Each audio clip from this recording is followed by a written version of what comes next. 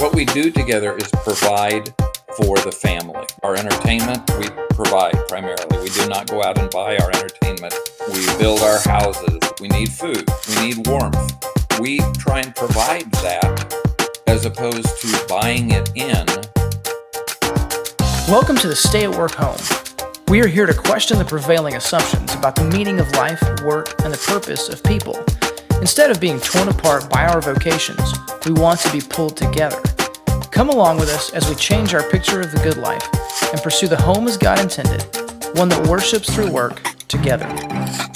Ladies and gentlemen, welcome to the Stay at Work Home. I have got with me today definitely the best. Well, let's not play the comparison game. We've got some awesome guests today, Shawn and Beth Dougherty. They are so cool that not only did they get to talk to Joel Salatin for a few minutes in some different places, he actually wrote the foreword for at least one of their books, which is, what book is that? What's it about?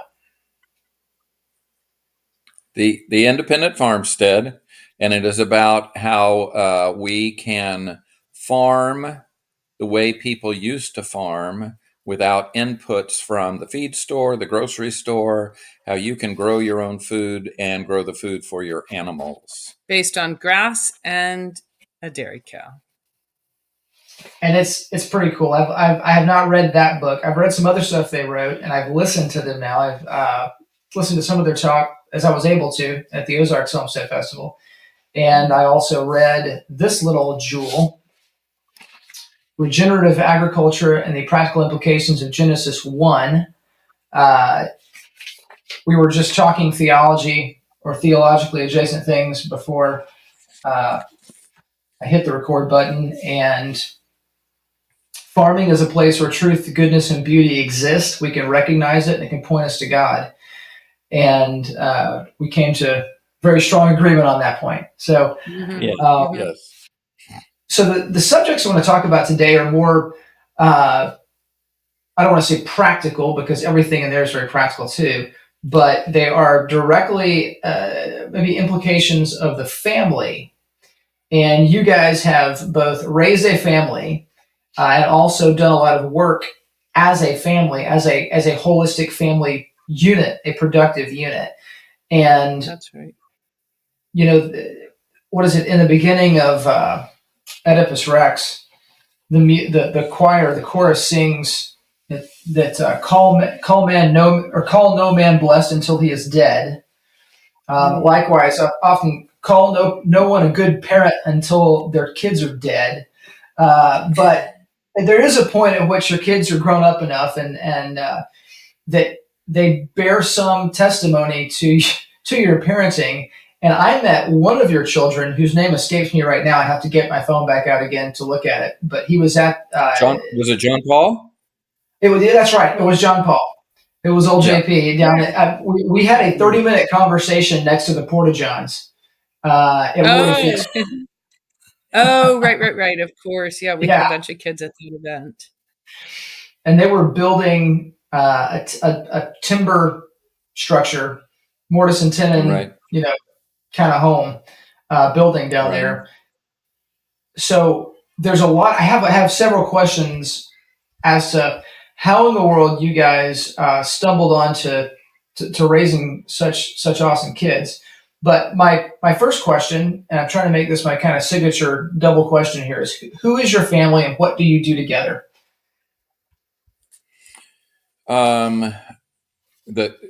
I was wondering what the who is. What we do together is we work together. We love working together. The who is, I think we're a Catholic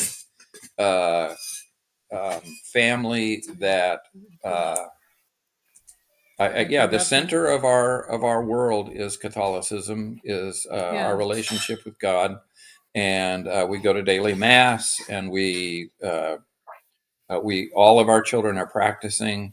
We have 8 children. We had 5 boys, then 2 girls, and then another boy. They're evenly spread over 21 years.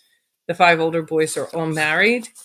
Those as have been able have multiple children, and those that have not yet had them are trying. And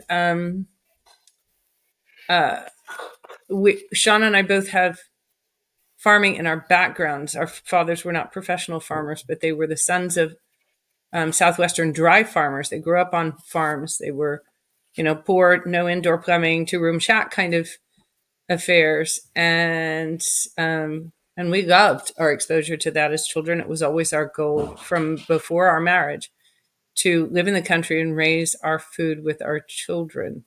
And by the grace of God and the blessings of what passes in the United States for poverty, simple living and an emphasis on time over money, over the course, stumbling blindly through what would now be 38 years of parenting,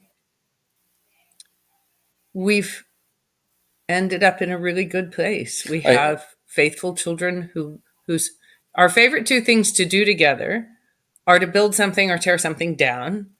And if you want to make it really fun, let's do both at the same time. Yeah. I was thinking, though, what is it that we do together? What we do together is provide for the family. That's right. So yeah. our work is not random work. Our work is because we needed more space, or as our house burned down, so we are rebuilding the house. And food. We need food. We need warmth. We try and provide that, as opposed to buying it in. Well, and we say, how can our farm provide those things? And so that's what we end up spending most of our time doing. And to walk that one back one more step, from the very beginning, our goal was for me never to work out of the home, and for Shawn's time away from home to be as minimal as possible. That's why we say we always wanted to have more time than money. If we could save money, it meant less time for Papa off farm. And so a lot of our activities, Shawn would say, what's that thing we just bought? Could that have been done from the farm? Things or better yet, what that thing that we think we want. That's right. Often it wouldn't be, but like food, clearly that's something that people can source from their own land. So we did that.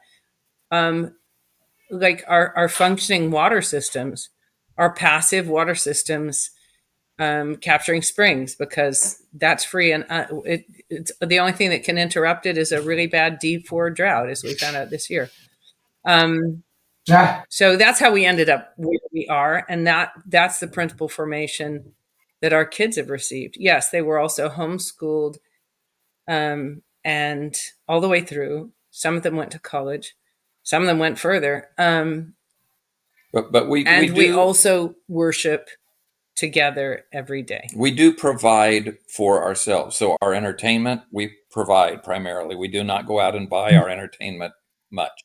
We provide our food. We provide our we shop secondhand. We drive rusty old junk buckets. We build our houses.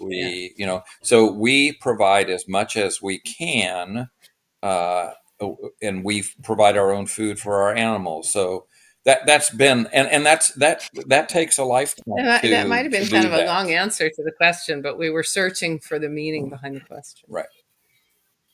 Well, as a new podcast host, I can tell you that being a guest, in my opinion, has been easier. And generally that's because the podcasts I've been on, the hosts were really good and they were already experienced. And so as a new podcast host, you really want good guests, because somebody's got to take up the slack if somebody's not picking up pulling their weight. And you guys are pulling your weight by continuing to talk and talk coherently. So I love that. Thank you. You hit on something there with entertainment. And I want to revisit that as part of a bigger question about developing a principle for how to evaluate and implement technology. It might be adjacent. Adjacent is my word for the day. I apologize for that.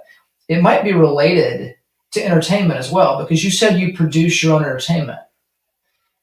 And I have discerned a bit of a principle from some other people. I would say a friend from Georgia, and also what I've observed among some of the Mennonite people around us, is that they use technology only for production, not for consumption.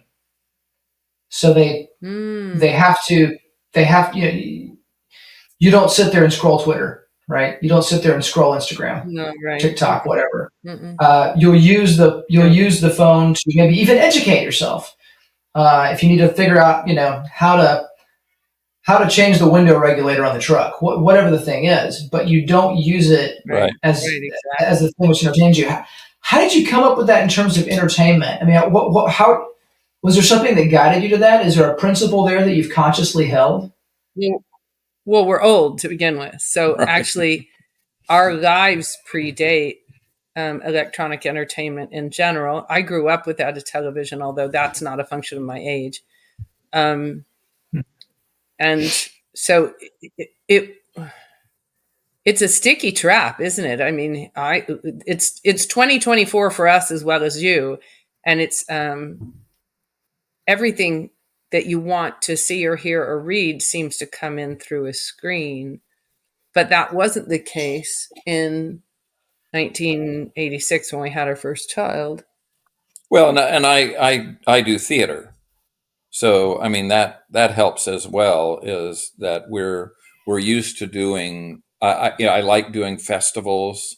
I like doing stuff like that. So rather than, but we do some attending of things like that, but we like to create it. We like to be a part of that uh, development of those things. Sean and I both have arts backgrounds too. He was in professional theater for years, and I'm a potter. So our idea of a really large evening is to go work at the thing that's fun for us. Right.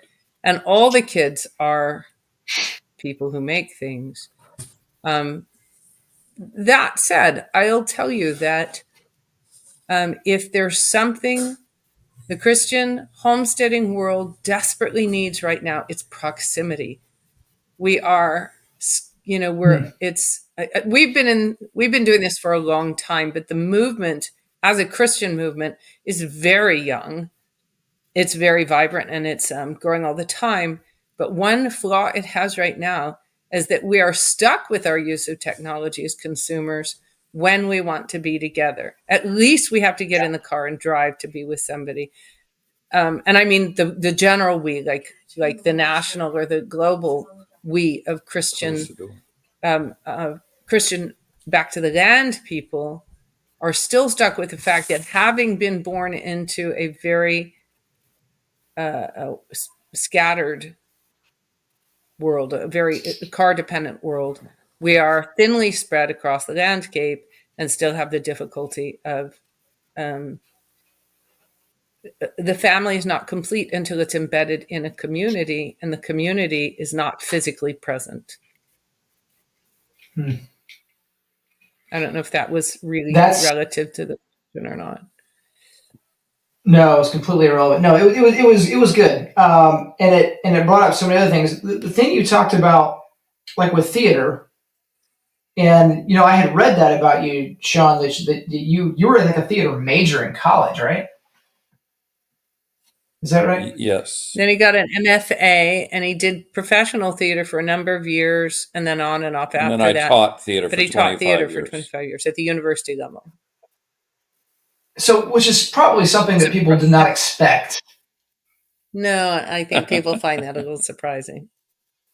I found it a little bit surprising, but then as I read that and I thought about our short interaction at the Ozarks Festival, I thought, okay, now I know why or it makes sense that you speak as you do.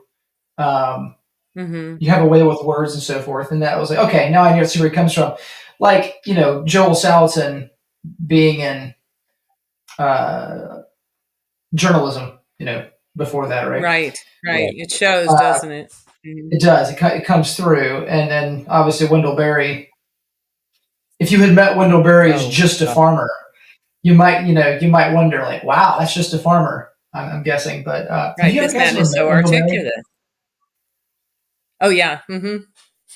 Oh, that's so One cool. time our son, two of our sons are sheep shearers, and one of them was going off on a 3 or 4 day massive sheep shearing trip with an older shearer and called us halfway there and said, "You'll never believe where I'm going."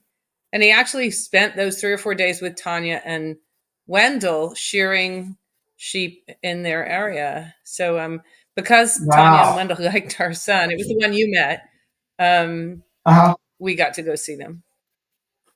How long ago was that? Oh my! Let's see. John Paul was probably 19 or 20. It's 5 probably or been 6 5 or years. 6 years at Right. least. Okay. I was like, he's not getting younger, unfortunately. No, I you don't got know to how get old over he is there if you now, want but to see him. You're he's not that past far, 90. really, are you? Yeah. Well, if you Yeah. think you can hook What me will we do up without and him? that he won't shoot me when I come in the driveway or something, yeah, no kidding, right? But that I something that's think if you come send him a through. note, and, There's a delay. Sorry. okay, I wondered what that was. You know, No, you go ahead. well, if I'll send Wendell a note. We'll start with that. And I'll say, hey, I'm coming over on this date. Don't shoot Right. There me. you go. And on that proximity thing, there's a couple of things I was thinking about. Maybe three things now. There is okay. How do you get that? So that becomes intentional community. I'm sure you guys probably read or heard about Rod Dreher's The Benedict Option. Oh yeah, Sean read it years ago. I think when Sean read I, it, he thought, um, It was interesting. I felt like as I read it, that most of what he had to say had already been thought through. I felt like it was a little bit behind. it was more like reporting I than Right. Andy and yeah, generating new ideas Anthony Esselin actually wrote the book along out the of the same ashes. out of the lines that ashes. I felt like was more on Yeah, topic. right. I thought he was more in line with where we were. Yeah. I read both. It's been long enough now that I almost conflate the two, but I'm trying to remember. One was maybe more, I don't want to say hopeful, but there was an activeness about it. It was like, okay, here's what we're going to do. Or maybe it was broad enough that it was That more might have been applicable. the I drib. can't remember, but I liked them both. Definitely liked them both. Um, but yeah, there was a certain And the sense in which idea it in makes both sense that you guys, cases was, you're already there. yeah, you're right. For us, it was sort of I mean, we had that experience the first time we went to an alternative ag festival in like 15 years ago. We went, all ready to take notes and learn something. And halfway through the morning, we, sat down at a picnic table and said, we should be teaching these classes because these people are 2 or 3 years into it and alight with enthusiasm for this new hobby of theirs or this new thing they've discovered, but it's still just barely getting its wheels spinning. Mm-hmm. And we've just been doing So, it a long time because it's what we love. in terms of bringing that proximity about, what have you guys done? What have you seen other people do? What do you see as a way forward? What the most important part is staying, is Yes. being put, is your decision to say this is our place. I think trying to make we've been here a very long time, and we watched many people say this is important, we want to do this as well, and then not do it, or talk about the importance of it, but then we say, well, then if it's this important, why aren't you doing it? But by staying here, it has been in the last, say, 3 or 4 years. I would say it's probably getting on for 5 or 6 Okay, at this point. maybe 5 or 6 years. We are now seeing people come here and start to do this thing. And So if that involves our presence here, it is still not to come be cozy with us. These are just people. It's a critical mass thing, right? As it's like raindrops forming. The more molecules of water there are in a place, the more they attract other molecules of water. And the significance of just staying put can't be overemphasized, because the way we say to another person, I will not leave you, is we don't leave here, right? You settle down in one place. The way you be community is you're going to be there no matter what. And the only way you can say, I will be here no matter what, is if you're here no matter what. And so settling down in a place where you'll stay. We've seen so many. You must have seen. If you've got a college age daughter, you're not as young as you look. So unless you started this project very early indeed. So you must have seen the attempts at intentional community that have gone through the gates over the last 3 decades. And I have not seen, can you think of one that's like stuck around? So often, good idea, good people looking to make some kind of intentional community in a place, but it devolves. And I think it must evolve because the people are only conditionally committed to the project. I'll stay here until something better offers. I'll stay here until it stops making me feel fun. And then I'll go look for something else to make me feel like I'm having fun. Do you know that Wendell Berry poem? I don't remember the name of it, but it says, "This is no paradisical dream. Its work is its opportunity."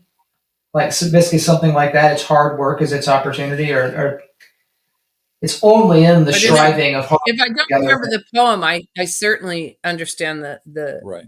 Sentiment. So much of what he says over and over and over That's again. Right. It's always the same message. And I think that resonates with all the things that we have read of Wendell Berry. He's even probing to the heart of what we are as fallen creatures, in that our precipitation toward goodness is our choice to stop trying to choose all the time, but to stay in place and do the work that is at hand, so that our work and our opportunity for something more, something deeper, something better and broader and more lasting are the same thing. Stay here, do the work of this place, serve these people. And you'll find that by giving up seeking to satisfy, seeking to go directly after the good feelings you're after, you've found them.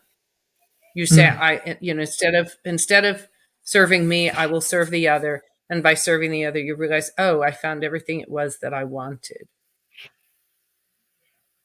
Amen. Which is really true of farms too.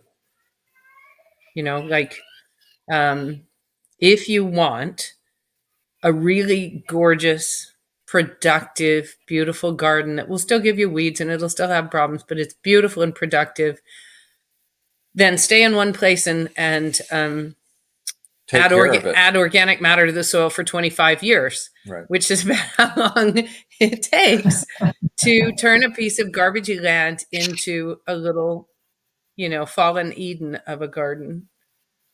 But it will happen. Fallen Eden. I like that. I'm not gonna. Well, no, I won't say that. There's somebody doing it that their logo and their tagline that's somewhat in our space here is using that, but without the fallen part. So it may be like kind of it's an overpromise, kind of setting you up for failure. Back to Eden, something or other. That one? No, it's different than that, but but it's Okay. maybe it's as we would say, an over-realized eschatology. We're not going to have heaven right here, but we can have Right. at least what we something better than what we have, what we could settle for, especially if we stop striving Uh-huh. for things that can't be, or we stop striving for the wrong things. We're supposed to be working hard. We're supposed to be producing. We're not supposed to be God and be served Right. constantly by nature Right. and by the rest of mankind. Right. Oh, so many things. You guys need to come over sometime and just we'll spend a couple days. Or That'd be I'll go fun. see you. So We'd in like. this community, this thing where people come together and they have enough of the same ideas of what the good life is, and they're trying to make it happen. Do you see it in a situation where everybody's farming, or do you see a situation in which there's a bit more of an idyllic village in which uh, maybe a substantial amount of the people are farming, everybody's got a garden, maybe everybody's got a cow? I think I can't see talking to you guys and coming away with the idea that not everyone needs to have a cow, but there's other things too, like carpenters, whatever kind of tradesmen and other things that can be applied Yeah. out there. How does that I work? think one of the things that's wonderful about gardening and farming is it's seasonal, so that it allows for the other seasons of, and it's what my grandfather was the road grader and the butcher, as well as farming. You did farming as a lifestyle, and you often do the other things to provide the necessary cash that you need to have. And the more you can make that necessary cash small, the more the less you need to do with the other things. Although that's also our art, often our art form of building furniture, or making beautiful things. But I do think that God really does call us all to provide for ourselves, Directly? in food or in something. And food is the obvious natural thing. And I do think that it's really, I think that it is, we're getting ready to give a talk this weekend to a Catholic conference. And this is exactly what we're talking about, is that the work of the farm, the work of doing this stuff, is what God saw as the way back to Him. What we learn by gardening, what we learn by farming, is coming back to Him. So whether we need to do it, I think we all do need to do it. It is this wonderful path. As you farm, as you garden, and as you deal with nature and rain and all those things, you are learning God. I think you're making a distinction between um, this work we must do to get back to God and this gift we have, which brings us back to God. And it's the same thing. The difference is our orientation to it. Is the work of tillage and pasturage, this dirty, sweaty thing that we have to do. We've been ordered to do on our long, slogging path toward God, or is it this beautiful gift and That's right. playground that is constantly showing us His face? And so it's this beautiful, um, um, life-giving, and often very pleasant thing that we do to get back to God. And the fact is, it is both.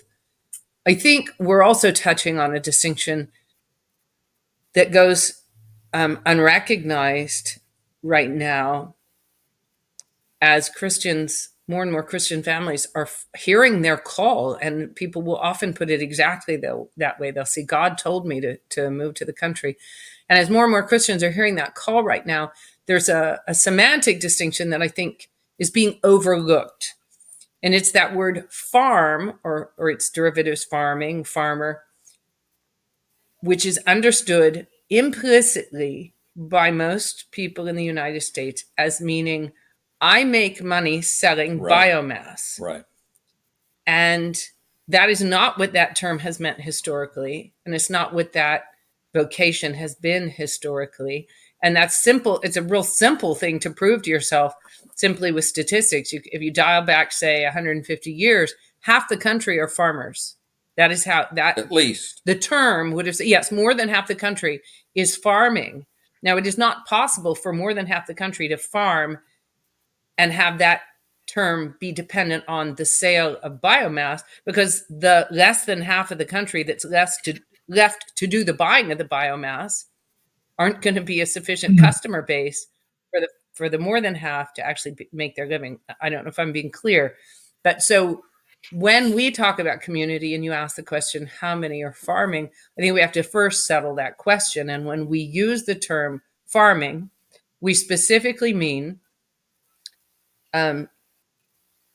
using natural resources to produce your food while by the same act, not just at the same time, but by the same set of actions, putting down more fertility than you're taking out. In other words, farmers, and the term goes back to one that was used to mean somebody who was given access to and use of a piece of land in order that he may care for it and make it better while living on it and feeding himself. And that goes way back to the Middle Ages or beyond. I know it goes at least that far back.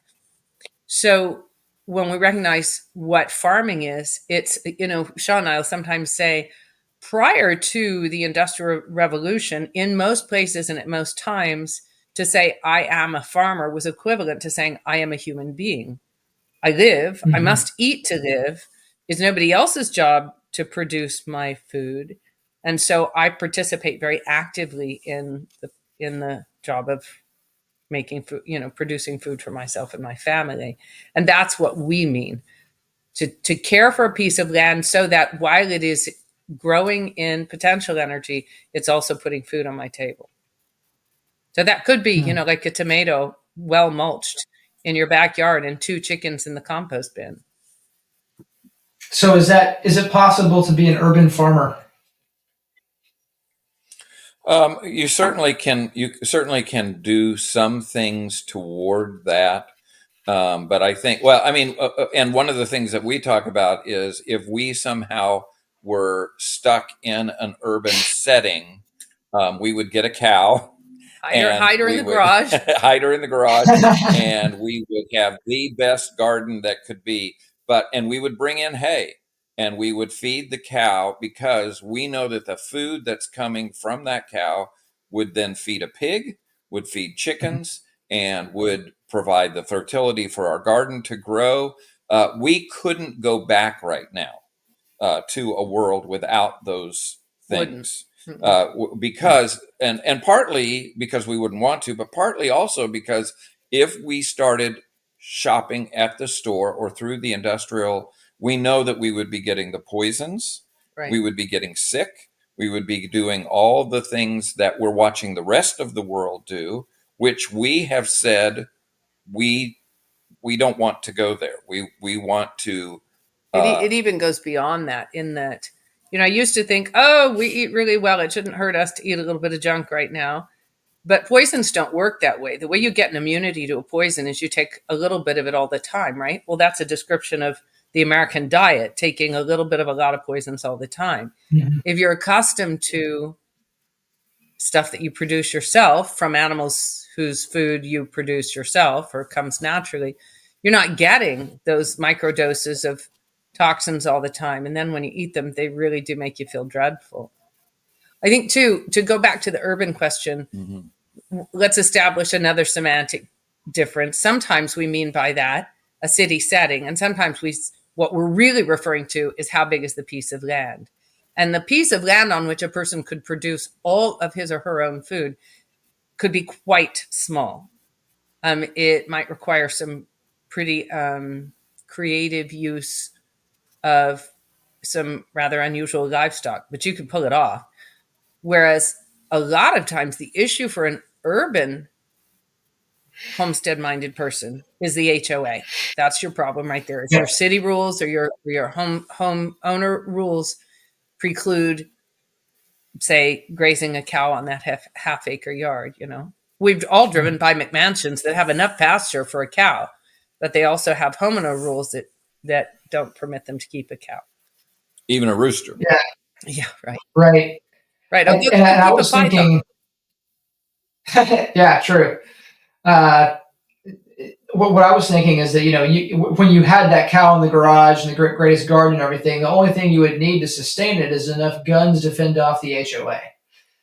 If you were in a suburban right. context. That's right. We'd soundproof the garage. Yeah.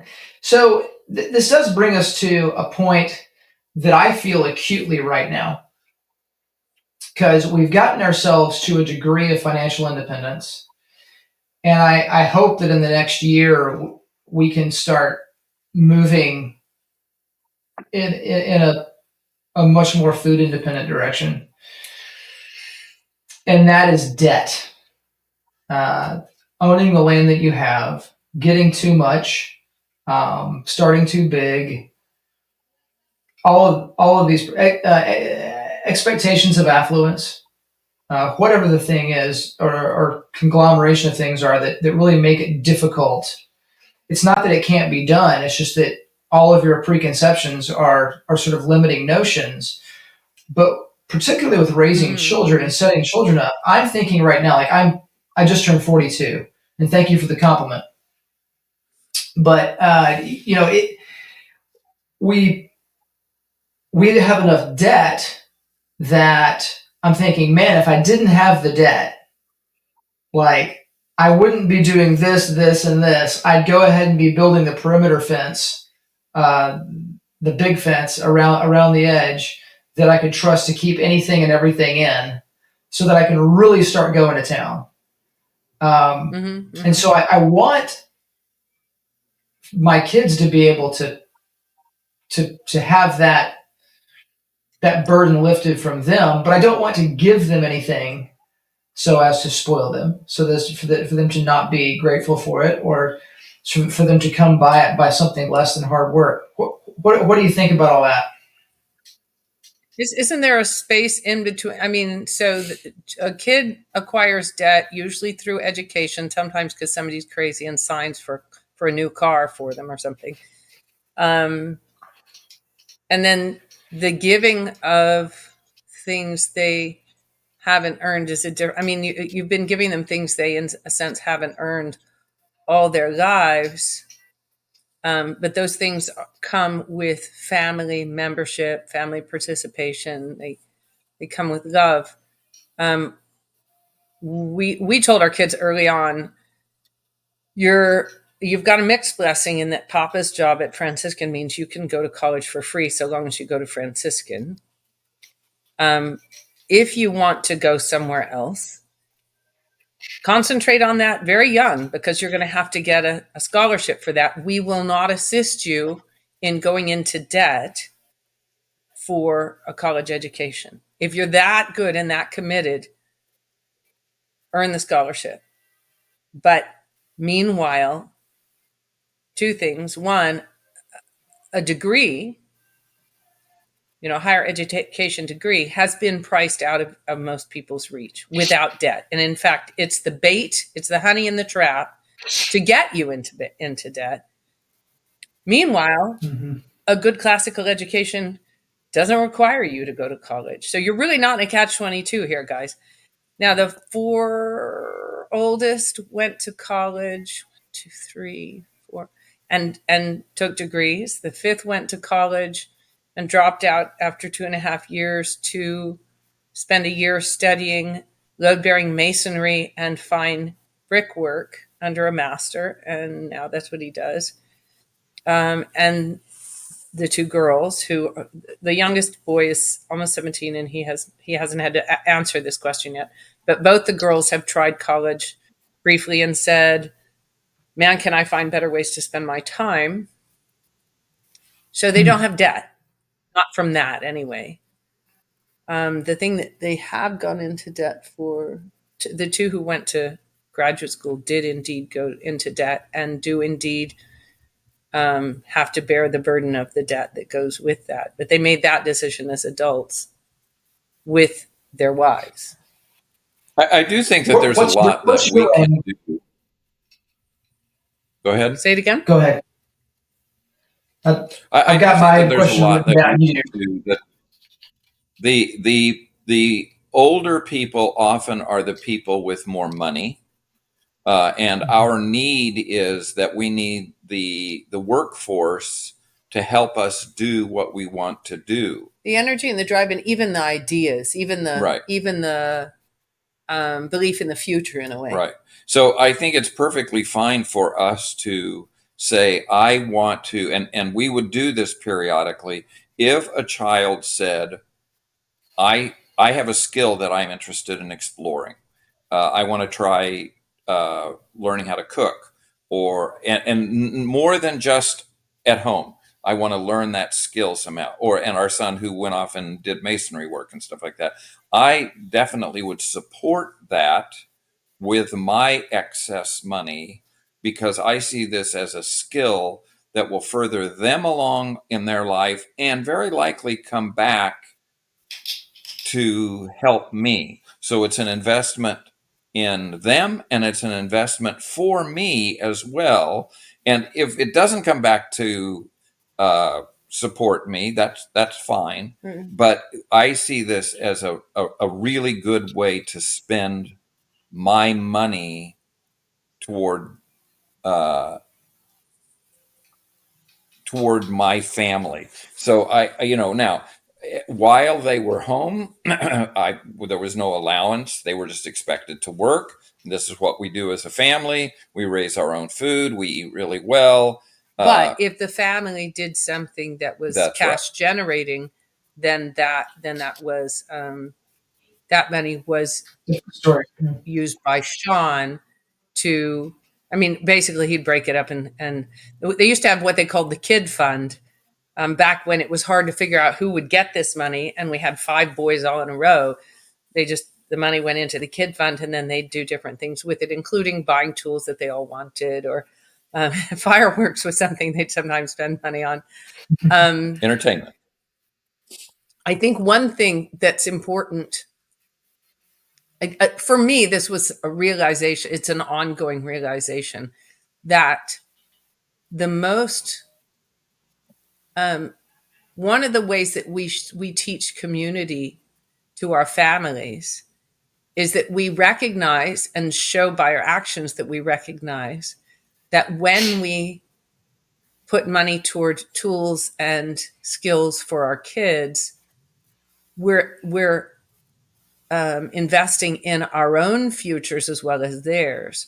The when people make the crack about who's going to pay your social, who's going to take care of you when you're old, or who, where's your social security come from? Right. I have 8 children. That's not a question that bothers me very much. But that being the case, where ought our investing money to go? It ought to go into their futures. If we are going to have a future, if Shawn and I have a future, if the world, the greater community, or our family have a future, they're it. And we stand or fall by how things go for them. And this goes beyond family as well, to extended family. Absolutely. Or to community. Uh-huh. So if we've got a kid who says, I want to be the auto mechanic for the town, I certainly am going to put my money and he's toward helping him, if not just by putting my business in front of him. I'm bringing my car to him, but also I may even help him out in some way. And so if somebody says, I want to be the computer person, I may not be so generous.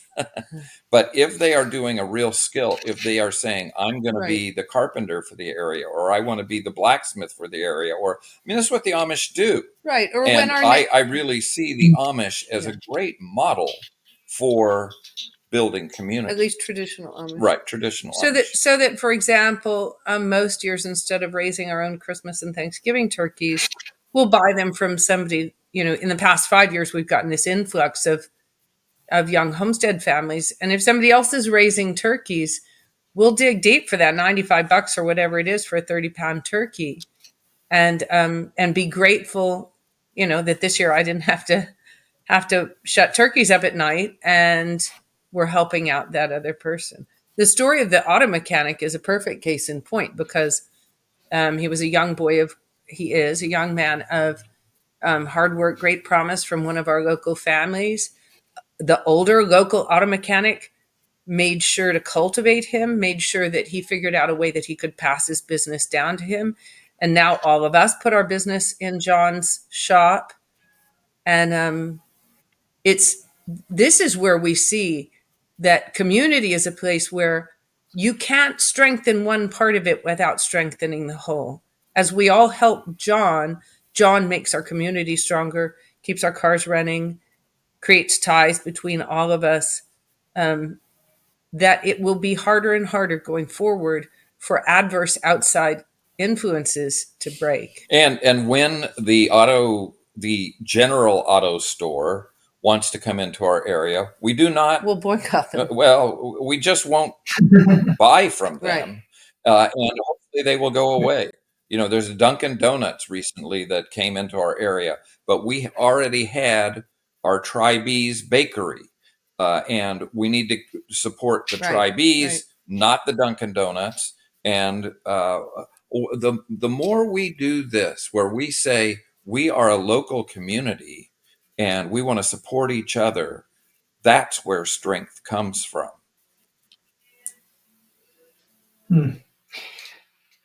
There's so many things.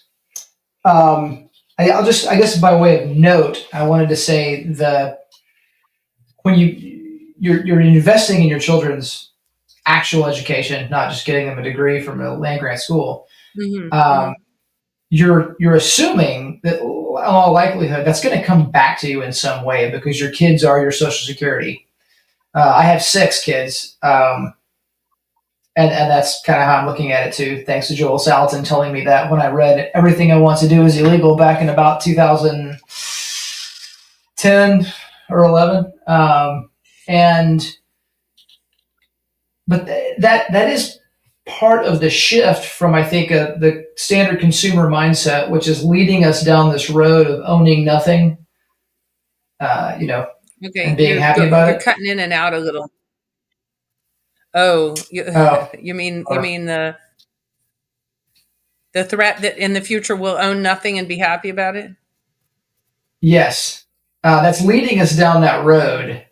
Where if the regular consumer society, where you're working for a corporation, you're working for somebody else, you're building the equity of a very few people, and you're betting that they are going to keep the machine together enough to take care of you in the future, and you're very disconnected from it. And so you build up the 401k enough that it takes care of you, and your kids are pushed off to do the same thing, but independently of you. And you guys are clearly doing something different than that. You're building your own estate, your own family, and your own local community, but it's something that's on a human scale that you can actually go out and see and touch and feel, be present with. But that intentional community concept. Go ahead. Well, see, the intentional community thing is an example of something that I think is probably the biggest crisis of our day, and it's having all these choices that nobody ever had before. Intentional community, like, what is that, right? 300 years ago, nobody had to think about intentional. Do I join an intentional community? Like, no, you're in a community and you get no choice about it. You get no intention. You're stuck. Now we have to choose to stick, and oftentimes we fail to do so, right? So that's, if you want to say more about that would be awesome. The other thing I would say, as you're seeing this intentional community form and all that, are there other businesses that you've seen very successfully integrated or successfully integrate the families? Because obviously they're all going to be farmers in that mindset sense. It's ultimately what you want. But but they're having other businesses as well. And I, yeah, I'll just let you take off with that. Well, Well, I would say that staying again, is really, really important. But I would also then say that what we need to be doing is, I mean, the limitation that the Amish have, that I can only travel. I mean, they're breaking this now, but I can only travel as far as my horse will go, is a wonderful limitation. Mm-hmm. But we can do that. We can say, I'm not going to go to Walmart. I'm going to know every possible thing that our local community has in terms of uh, businesses, whatever they're going to provide. And I'm going to kind of push myself to use the local community. I'm not going to go outside of my local community as much as I can. Now, the thing that you've got working against you is convenience. Uh, Amazon, Walmart, all of these organizations don't sell quality, they don't sell nutrition, they sell convenience.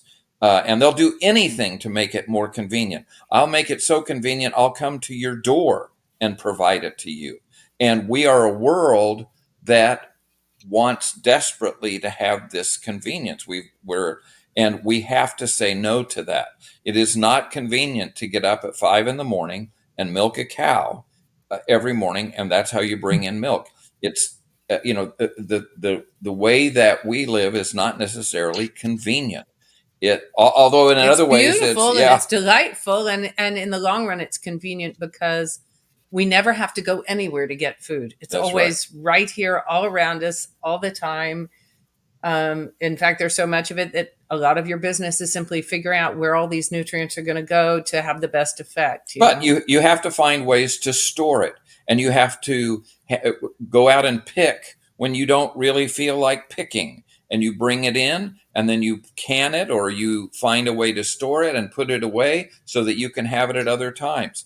It is a lifestyle that is not compatible with the need for convenience that America is very used to. America's meaning for convenience is I can do it or I can leave it alone. That's right. What we want is endlessly to be able to say, no, not now, no, not me, which is maybe at the very root of fallenness anyway. So our idea of convenience isn't simply that we barely have to move a finger. It's that we can elect not to do it if we like. This is why children are so inconvenient, because they don't correspond very well to being quiet when I want silence, being clean when I don't want to change a diaper. They just do their thing. We try and be a farm without waste. And convenience is not that at all. Convenience is that when I'm done with this, I throw it away. Or I want to, push it off. And also, I throw things away before I'm even finished with them because I want a newer version of or just the pleasure of going out and replacing it. That's right. And all of that are things that all somebody has to do is say, I'm not going to live that way anymore. I'm going to change. It's not so built into our culture or into our lifestyle that you have to do that. We do it because it's convenient. We do it because it's easy. We do it because other people do it. I want to touch back to the term intentional community and just clarify that I think that term could mean two different things. What it meant when we were growing up was, sort of a covenanted, constitutional community that has bylaws. And now what I think we mean more is we are choosing to be proximate to one another and have overlap in our personal business. And I like that meaning better. And you asked about businesses here. So Steubenville's kind of a funny place in that it is arguably one of the poorest and most degraded parts of the country. And you can go look up and find out, like, what are the poorest counties in the country, and we're not going to be far off. It's been mafia ridden for a long time, which is surprising to people because it's a Ohio Valley community, but it was and is dominated by mafia / crime interests, but it has a Catholic university in it that's been known for several decades as one that is a very faithful Catholic university. And so it's gathered people around it who sort of, nobody comes here because it's cool. Nobody comes here because it's going to make them look good. And in the course of, this deliberate gathering of people who say, well, I'm going to go live there because I know why we stayed here. It was because we realized that if we stayed here, which was not where we wanted to be, we could raise our children and go to daily mass and pray a family rosary every day and say grace at meals and homeschool. And they would be 16 before they figured out that was weird, because there are so many other people here doing that. Now, we're still in the minority here, but it's still a big minority. And people come together for that. And it's a poor place. It doesn't offer us a lot of you're not going to entertain yourself going to Broadway reviews and fancy malls here. So over the years, we've become a community that does do things to entertain itself. And those things have sprung up not just from the farm, in fact, not primarily from the farming community, but just from people who heard a call to serve in a certain way. So we have, independently of one another, really phenomenal downtown ministry to the city kids. And that's the tiny city. So we're you're looking at 15,000 people anmaybe perching on the edge of the Ohio River. And that's not our town, that's the nearest town. Another group that just puts on public festivals. So they hold a street fair every month in the summer. They do, hip pocket theater stuff. We have a good time, and businesses have opened inside of that setting. One family is particularly good at spawning businesses. And so they have a coffee shop, and they have some different other shops around town. There are restaurants and just things that wouldn't impress a person from away. They're very simple and small town, but they're supporting the people who are doing them, modestly. And they're certainly getting local business. And it does give us a growing sense that should something interrupt the function of the world outside of Jefferson County, Ohio, our piece of Jefferson County might not have to notice that much. The shortfall is going to be food, for real. Not enough people, in fact, almost nobody says, there's food on my plate. I wonder where it came from and how stable that system is. I mean, that's just not a question Americans seem to ask themselves very often. And the answer is it came from an average of 1,500 miles away. And the forces that put it on your table are wasteful and precarious. So food is where most small communities need to turn their attention yesterday and begin figuring out how a small piece of land can feed an awful lot of people. And our dedication at this point is to helping people see that the way God designed the world, it is not necessary for one place to prosper in order that one place prosper, right? That another be placed in deficit. In other words, the sunlight and rainfall on a given piece of land, if it's big enough to hold the people there, it's also probably big enough to feed them and their assorted animals for food and pleasure, provided that the people know something about how natural systems work and exercise a certain amount of self-restraint about what they choose to keep. Like, you might want to eat all beef and no pork, but if you don't have the grass, you need to raise some dairy cows and raise some pork, and then split your lovely meaty meals between beef and pork. And go light on the chickens because they're expensive to feed, or at least they draw a lot of energy from the system if you want to raise a lot of them. What's going to happen to your farm after you? Who's it going to? Do you know?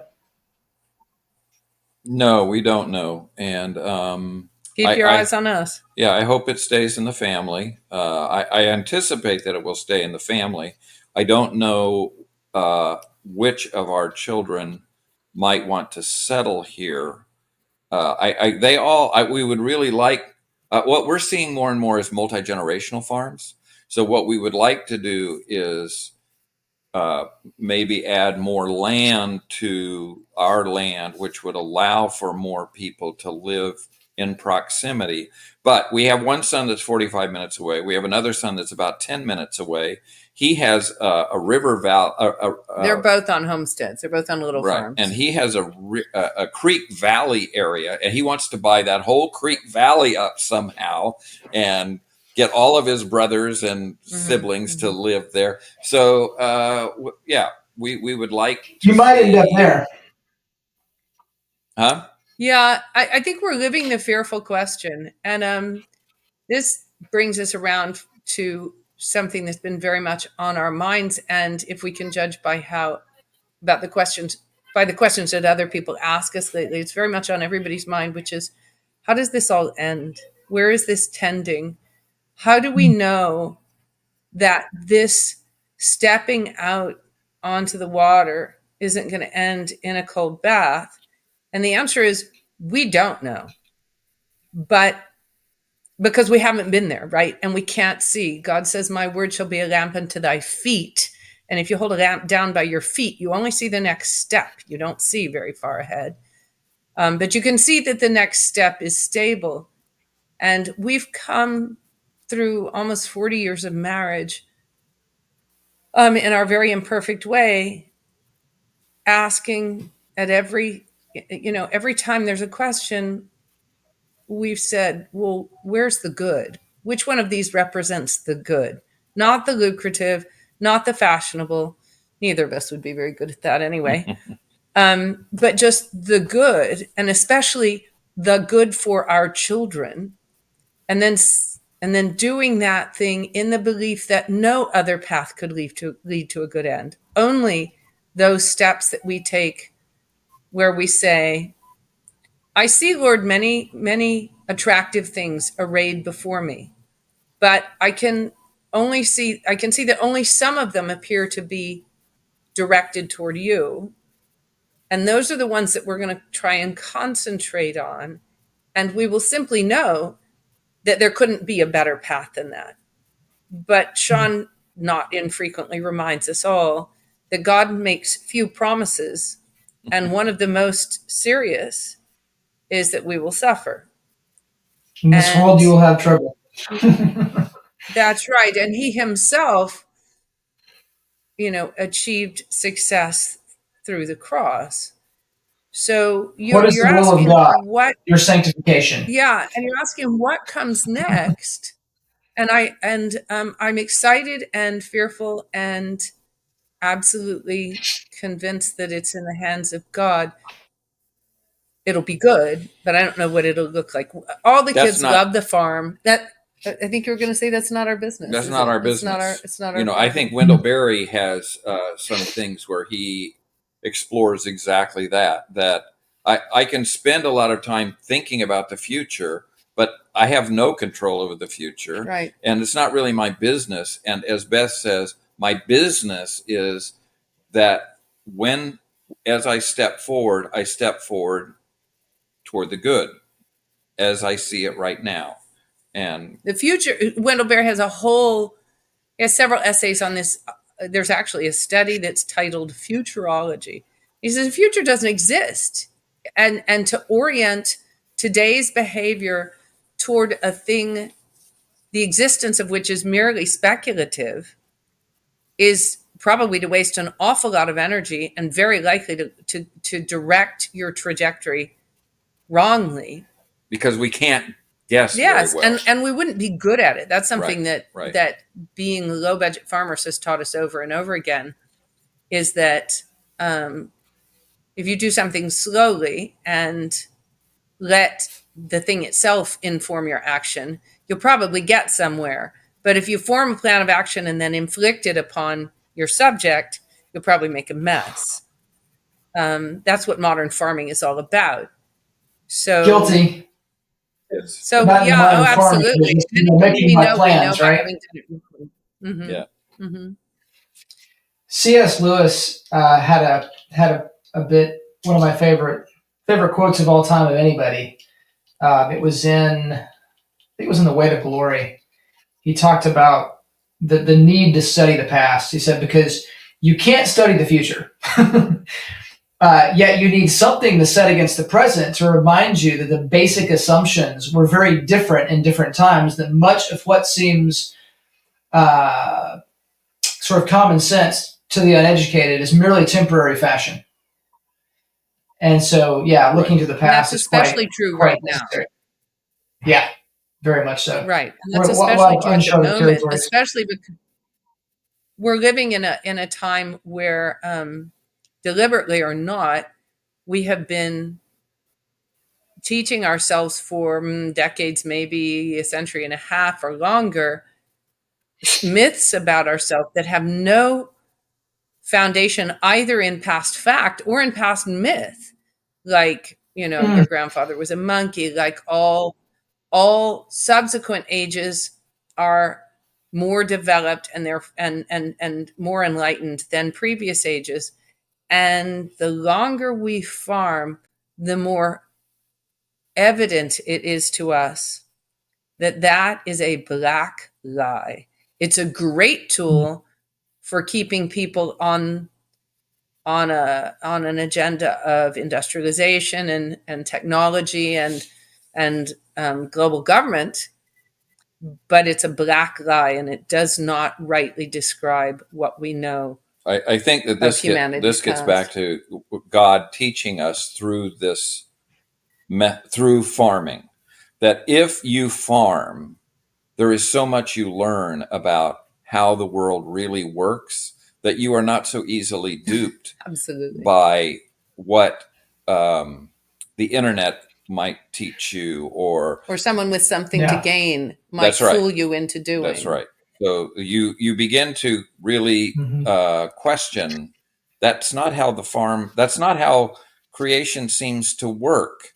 So why would I think that it would work in your Sure. case? A perfect example would be, say, reading George Monbiot in The Guardian talking about the future of human food systems being, what do they call it?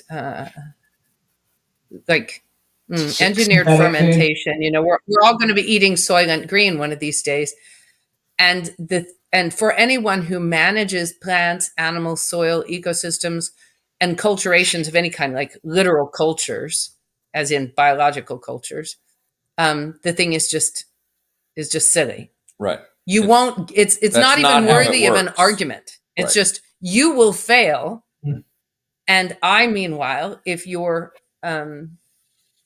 greater industrial and government power doesn't somehow manage to stop me out, I'll go on growing grass and milk, and I'll still be eating terrific food, not undisturbed. I'm not saying that, like if we create islands of little farms, we're going to be untouched by the vagaries of world politics.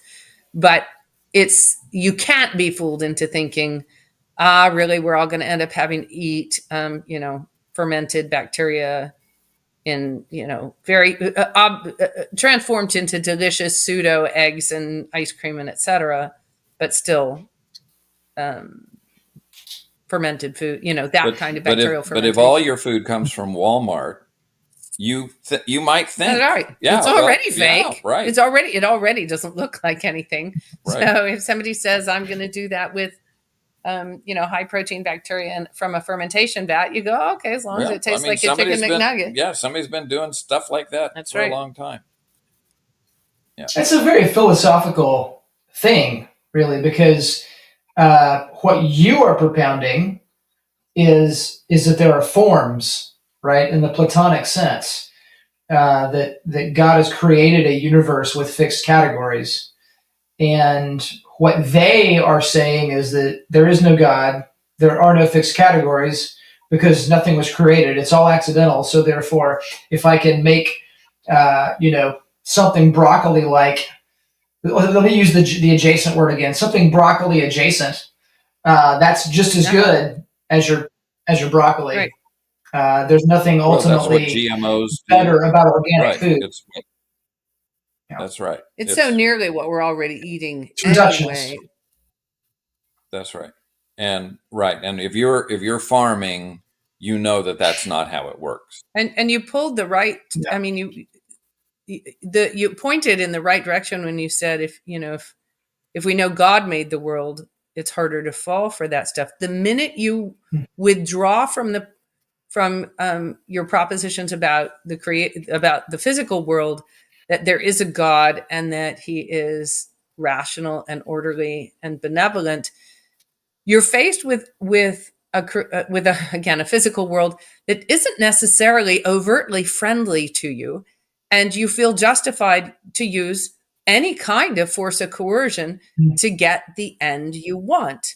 Nobody made it. Or your body. It's not ordered to me, and therefore I can do as I please with it to try and get where I need to be. If I want to pour glyphosate on a bunch of corn and then feed it to people, if that's the most expedient way to get people fed, why not? There's no reason. There's no moral reason stopping me. Whereas as soon as you,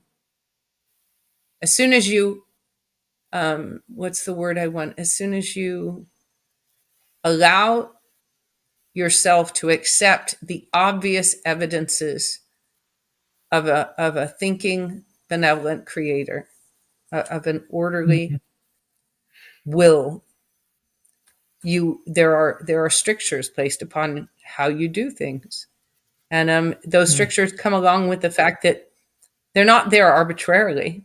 They're there because that's how the creation is. You can either bang your head against it, or you can say, oh, this is the nature of this thing, therefore if I interact with it in reverence to that nature, we're going to get along pretty well and good things will probably ensue. Yeah. What's so interesting is that much of sort of mainstream conservative thought or popular conservative thought has completely missed that. Like, really, especially in the 20th century. I think of something like Pat Buchanan said that was basically he was lambasting you guys and saying, spray the stinking glyphosate on there, who cares? And he's saying it as a conservative against liberals who are environmentalists.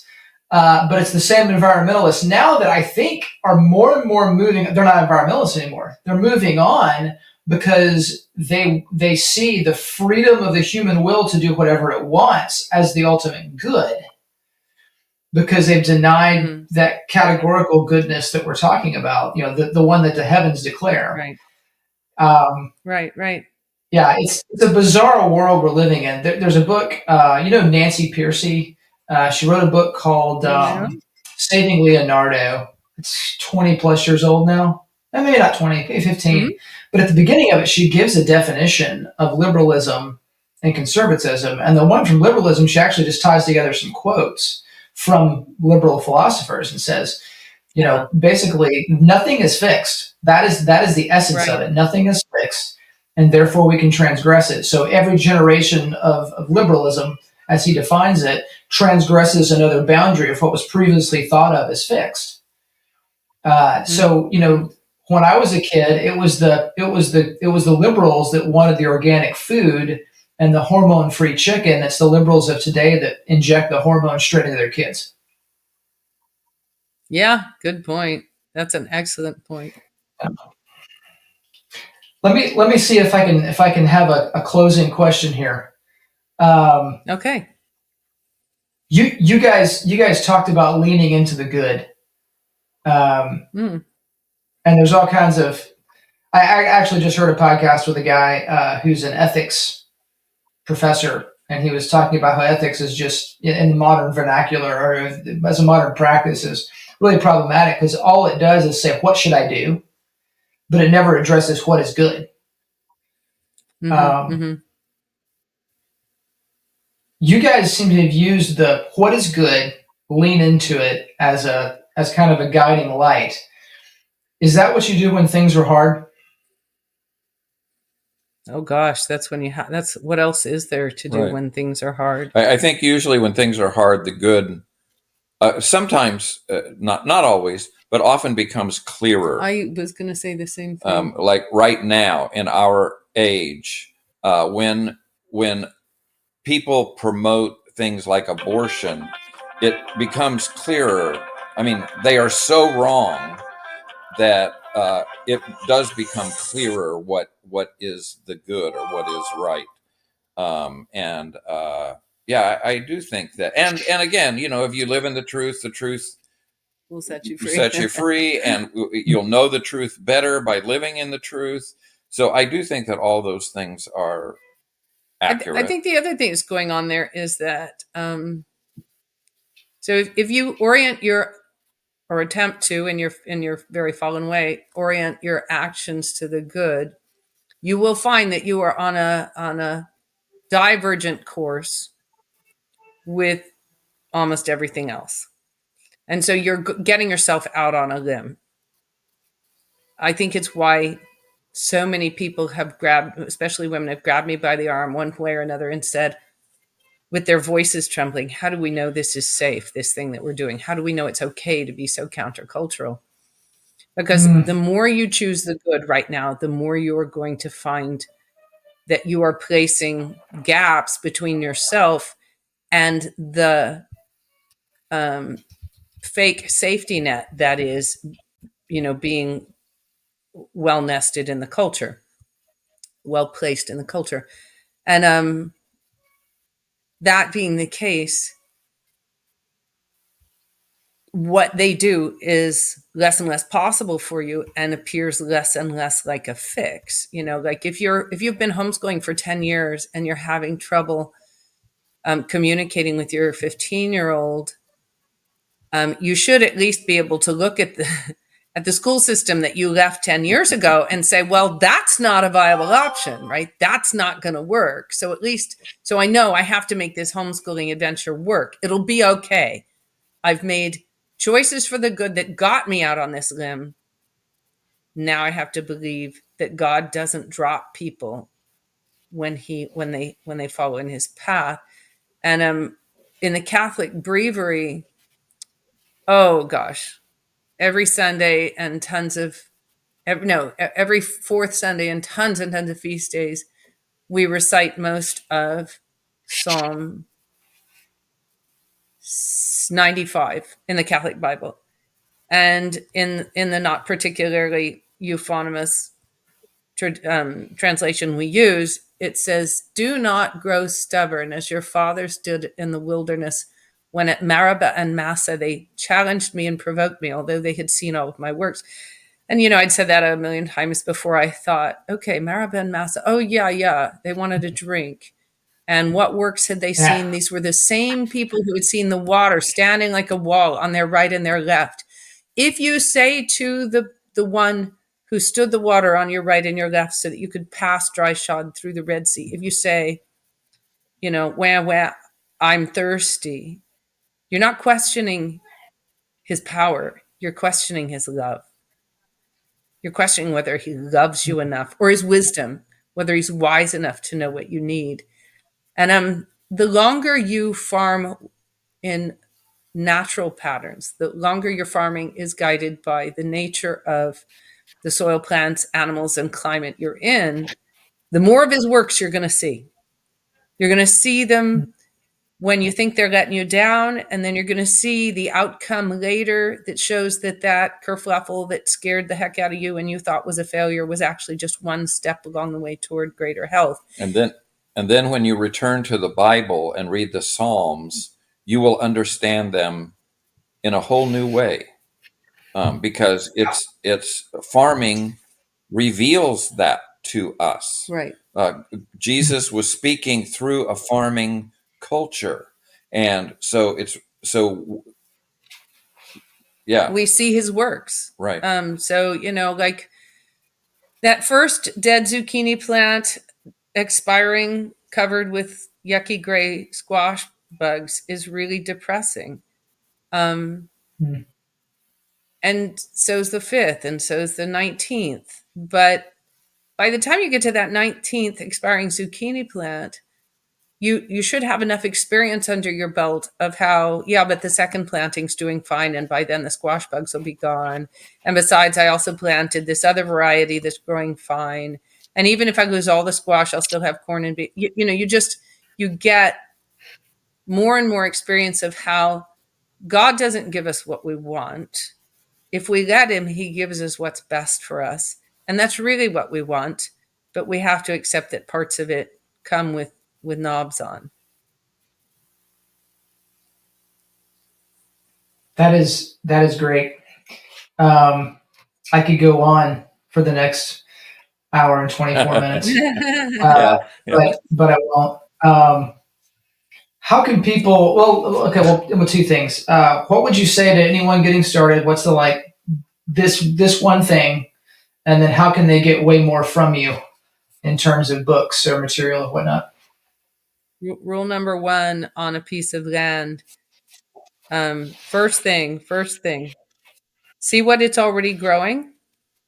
Figure out what eats that. Bring it on and have it start doing that for you. That's what we mean is look at your forages, the things that aren't trees. Figure out what eats it. Bring it on and milk it. You'll be improving your soil and feeding yourself within 12 hours. The best way to come in contact with us is One Cow Revolution is our website. Sort of. Yeah. And for what it's worth. And I mean, it's good. It's just, it's messy, not, and we don't know how to use a computer. So we just post things to it sometimes. But we go to lots of conferences. We speak at lots of conferences. We are available by email. We certainly welcome people as they run into issues to email us. I think the most valuable thing you can do is get hold of our book. Right.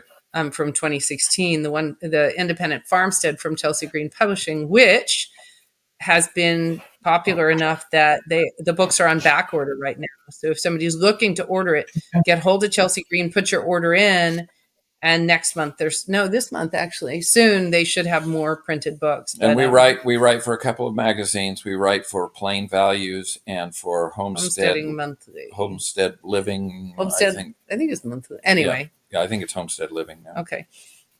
So we're out there. We're on, we don't do our own channel or anything like that. There are people who have videotaped us. The School of Traditional Skills has done some things with us. So we're out there and available. So those are good places to come in contact. We don't maintain an online presence, but if you Google our names, you'll get sick of looking at it. Run out of things to do. Yeah. Awesome. Well, thank you so much for sharing all this with us. It's been a pleasure. I know it's been inspiring to me. I was listening to another podcast that you guys were on before this when I was on my tractor out there, and it was inspiring me to get back on the path, so to speak. But all right, thank you guys so much. It's been a real pleasure. This episode of the Stay at Work Home is brought to you by HeartlandBunkies.com.